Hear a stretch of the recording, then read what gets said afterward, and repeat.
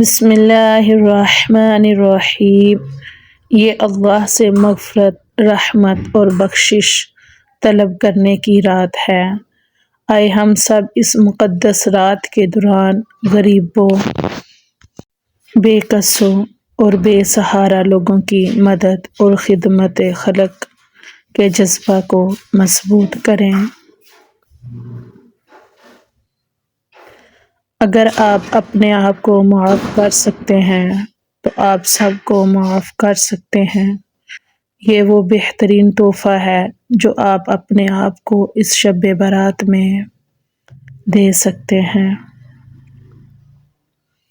جب بھی غلطی ہو تب ہی معافی مانگ لیا کرو۔ زندگی ہر بار شب برات تک پہنچنے کا موقع نہیں دیتی۔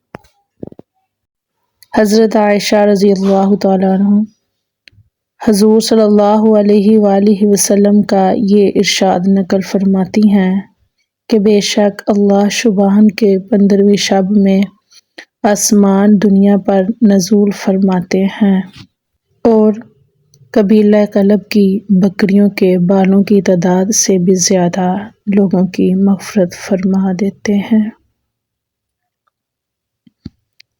یا اللہ، میں تجھ سے پناہ مانگتی ہوں، ایسی معافی جس کے بعد کوئی گناہ نہ ہو، ایسی صحت جس کے بعد کوئی بیماری نہ ہو، ایسی رضا جس کے بعد ناراضگی نہ ہو۔ آمین ثم آمین۔